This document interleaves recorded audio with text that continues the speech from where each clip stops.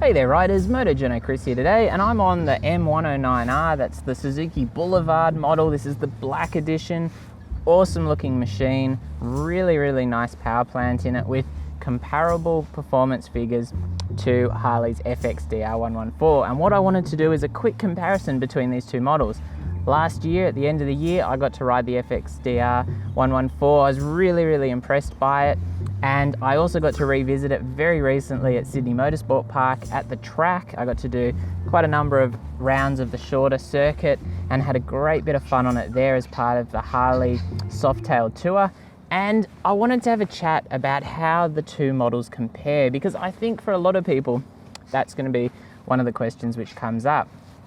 This Boulevard M109R, 19 on the road. Harley's FXDR 114 is 35.5 here in Australia. So there is a massive difference between these two models. I'm just going to really quickly recap what I was talking about in my M109R review. That should already be up.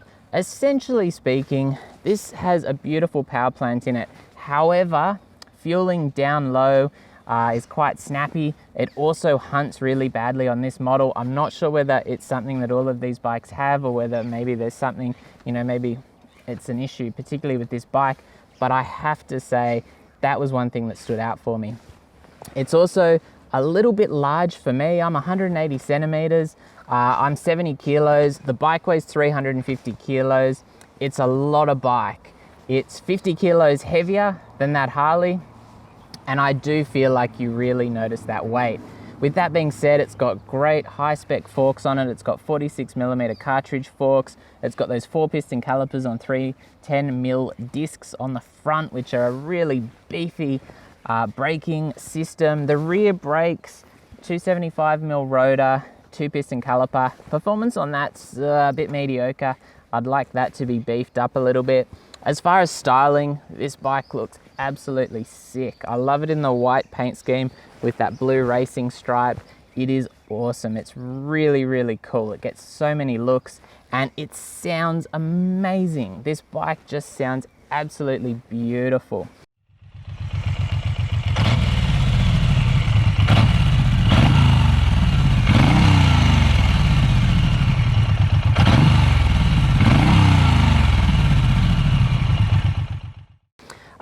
These bars are brought back by these really tall and pushed back risers. You've got, a dash up the top there with the tacho. Speedo's down here. Really not a great setup if you ask me. I'd rather than kind of flipped, I'd want the speedo up the top, just so that's immediately within view, because it's very deceptive how fast this bike's going. It's got a really clunky gearbox. I do notice you have to, if you're downshifting into first, unless you really aggressively rev match, it'll pop out into neutral, which is something that just keeps happening unless I'm really on the ball with just being careful how I shift those gears. And it's a really clunky gearbox, but I mean, that's not necessarily a bad thing or all that, unusual on this kind of style bike. However, the popping out of gear into first is not ideal. It does rev really quite high, up to about 7,500 RPM, and it really is just an absolute stonker as far as power. And that max torque comes on at 3,200 RPM, so nice and low. It's very usable. So it is an exceptional bike. I did find the rear suspension a little bit lacking. It did not take rough conditions for that rear to start kicking up at me and just being like quite uncontrolled. Particularly over speed bumps and things, it's just all over the place. Over the more real road conditions where you're just hitting like little bumps and bigger bumps and harsh bumps and things, that was just being directed straight into my spine. It's got a nice comfortable seat. Obviously you're sitting, really in the bike. Bit of a stretch to the legs, but to me that's quite natural. However, the reach to the bars, it's just a little bit too long for me. A little bit further back and I think I'd be more comfortable, especially on the freeway. And that does come into it a little bit with me. I think I'm probably a little bit small for this bike. In comparison, the Harley with the FXDR 114, the power plant in that, I have to say, I could not fault that power plant. It was really nice and smooth from down low, no issues at all, definitely no hunting or anything like that. Comparable performance to this bike as far as torque. This bike does provide an extra 30 horsepower. However, I think with this kind of machine, it's all about the torque, and I had absolutely heaps and heaps of fun on that FXDR. Even in the track, at the track, I really noticed that rear tire on the FXDR really did come into play, and it took a lot of muscle to kind of get it, get it out onto the edge of the tire. What I did notice more on the Suzuki was that even on the road, I was really noticing that really large 240 rear tire, and that the need to really kind of muscle it. If you're on the sweeping open roads, not so much of an issue. However, on this, through really tight little areas, kind of around roundabouts and things like that, it requires a lot more concentration and work than the Harley. The Harley just felt a little bit more nimble, a little bit less affected by that rear tire. I've got to say, I'm not a fan of the rear tire on this. I feel like if they just had something with a slightly rounder profile, it'd really transform the bike and get it performing more like the FXDR 114, even though that FXDR does have a very flat rear tire on it as well. So, they're very similar machines. But I did feel like, even though this power plant is absolutely amazing, and I think probably has a little bit of an edge as far as just how it sounds and the exhaust note and everything like that, the FXDR definitely had the edge as far as the smoothness and reusability to me, as far as I'm concerned. But obviously for some people, they like kind of the more characterful, a little bit rough, a little bit, on the edge, kind of rough around the edges performance. So that could be a boon for some people, but I feel like I'd probably need to get this properly tuned to try and remove the hunting, and as I said, hopefully that low down snatchiness, just so it's a bit easier to ride around town, particularly in the really poor road conditions we often get with so much heavy traffic and things like that. The front end, this has got the 46mm forks. The FXDR has the 43mm forks. I think both bikes, great front end setup, very, very strong brakes on the front end as well. I think this bike being a little bit heavier, and it feels like, I don't know whether it is, but it feels a little bit longer.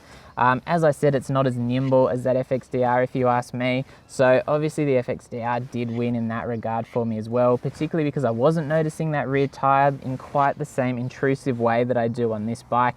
But that's going to vary on riding conditions depending on what you do. If you're just out on the really nice smooth roads, you're probably not going to notice that, especially if you're not going around tight corners and things like that.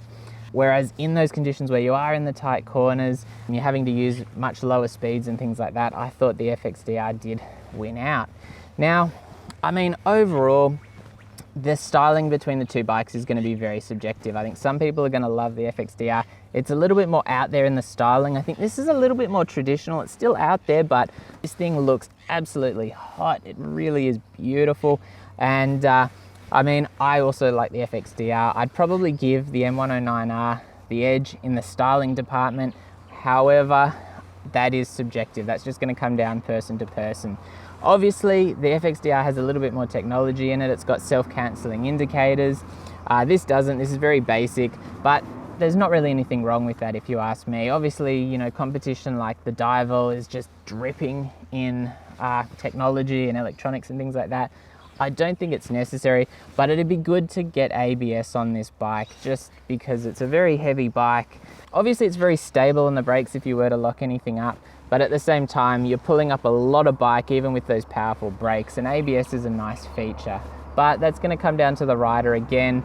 And one of the real strengths of this M109R is the fact it is bloody cheap in comparison to the FXDR. This is 19 on road. The FXDR, like I said, is 35.5 on road.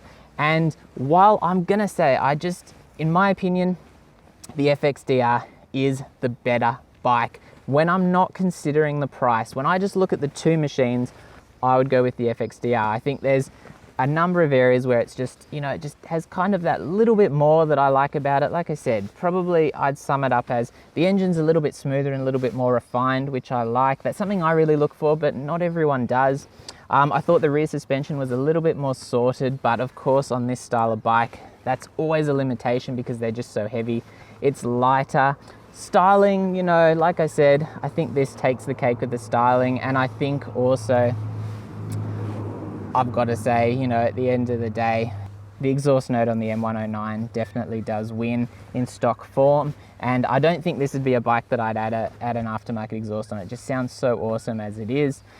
But the FXDR, definitely for me, the ergonomics were a little bit, I think it felt a little bit more compact as well, particularly with the bars, which that really suits me as a rider. And just overall, it just did have an edge. However, this is 16.5 grand cheaper. It's almost half the price. And so that is really where the consideration comes in, because the FXDR is, in my opinion, as I said, a better bike when you're just comparing them like for like, but this is almost half the price. I mean, you could almost buy 2 of these for an FXDR. And as far as value for money, if you're looking for a hyper cruiser and you are heading into the market and looking for, you know, an option, I think this is really going to appeal to a lot of people simply because it is so competitively priced. And there are some issues which I think, as I said, I'd need to get this tuned, because I think that might fix up the hunting and that low down snatchy throttleness, and that would really solve a lot of issues for me. This is just such a good value motorcycle, but the FXDR is such a great motorcycle. And I mean, I guess it's one of those issues that so many people come up against, because it's that situation where you go, well, do I buy the more expensive motorcycle and hopefully not have to do as much to it? Or do I buy a cheaper motorcycle and then maybe invest a little bit of money in fixing up those areas where it doesn't quite match the competition? Anyway, that's my thoughts on Suzuki's Boulevard M109R versus Harley's FXDR. Both really great machines. As I said though, at the end of the day, it's going to be a bit of a comparison between price and, you know, performance in the overall package. So a very, very hard choice to make.